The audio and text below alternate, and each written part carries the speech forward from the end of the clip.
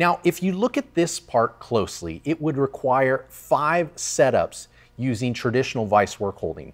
But in this week's Fixture Friday, I'm going to show you how we palletized the second operation to get 8 parts per cycle without using a single clamp.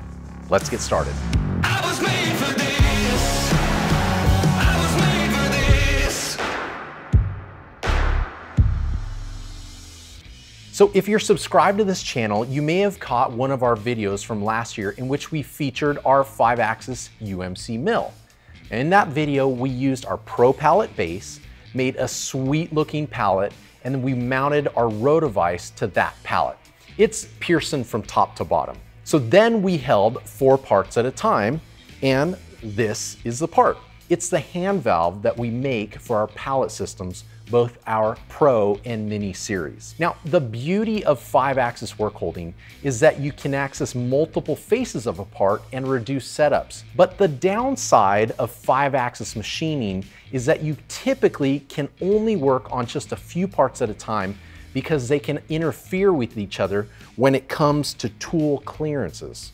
So by us using our RotoVice, we could access 4 faces of this part and then 4 parts per cycle. It's essentially a 16x boost over the old school approach of 1 part in 1 vise in 1 machine at a time. Now let's take a close look at this part. Now, one nice thing about this approach is not just that we took care of 4 operations with our RotoVice, but the fact that there are no clamping parts anywhere on the entire part.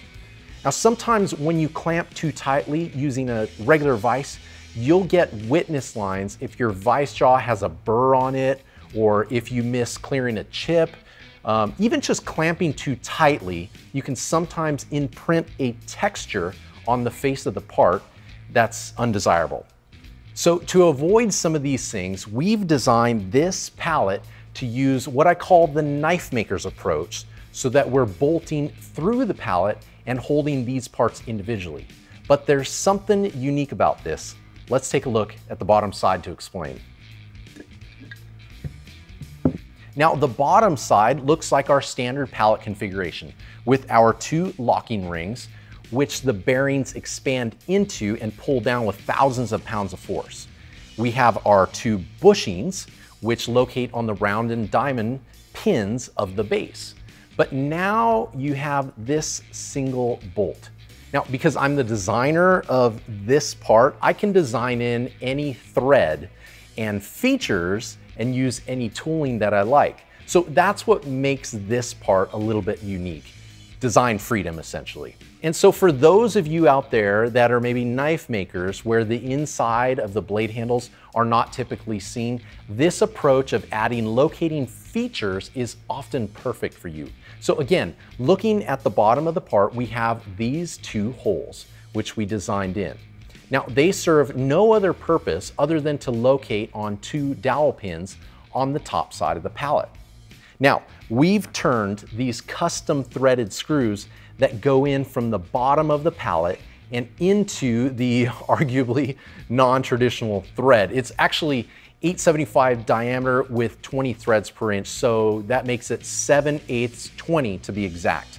Now, because this is a pretty beefy thread, we can take some aggressive cuts. In fact, we are using a 3/4 inch end mill, 100% axial engagement, and 20% radial, which works out to 150 thousandths step over. Now, the nice thing about this pinned bolt through method is that it's not subject to over or under clamping forces, which can often throw off the accuracy of your second op parts if they're clamped too tightly in a vise. Actually, you can test this by setting up an indicator against the fixed jaw of a single station vise and clamping down on a part. And I want you to really clamp down on that. You'll actually see that the indicator moves. Now, if the indicator moves, that means the jaw is moving. If the jaw moves, so does the part. And that's why you can get mismatches in Op 2, even though the first article may have been perfect. It's really reliant on consistent operator pressure on the vise handle. Now, on a side note, that's why our pallet systems are really accurate, because it's the air valve removing pressure from the base that causes the pallet to be locked down with a consistent spring-powered clamping force. So it's isolated from varying physical inputs of the operator. Now, radiused edges can be problematic, and anyone working with these knows that both the axial and radial engagement of the corner rounding end mill has to be perfect, or else you're gonna have edges that just don't look right. Or worst case scenario, you'll leave a step in the edge of your part. Now this pallet completely eliminates that from happening. Now let's look at some performance gains.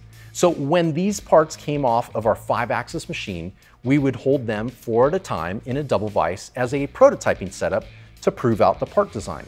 So 2 parts per jaw opening. Now this was fine, but again, clamping in a vise was exposing us to potential operator errors. So not only did this pallet give us higher quality parts, we doubled the output of our prototype setup with 8 per pallet per cycle. This means half the number of tool changes per 8 parts produced and double the unattended runtime.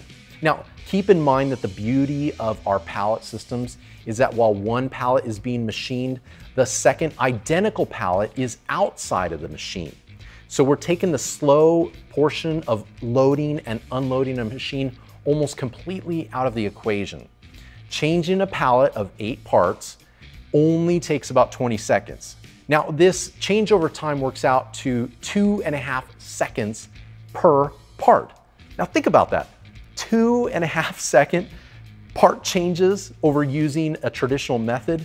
That means opening the vise, taking out the part, cleaning the jaws, putting the next part in accurately, and closing it with consistent pressure, and do all of this in 2.5 seconds. Now, I don't know any operator that could compete with that type of speed consistently. And if you know of one, give them a shout out in the comments and we'll get them a raise for sure. Hey, do you know someone who could benefit from this approach to machining? Hit the share button below and send them a link. And if you're benefiting from this content, consider subscribing if you haven't already done so. And hit that notification bell so you don't miss the next Fixture Friday. So until next time, go innovate your production.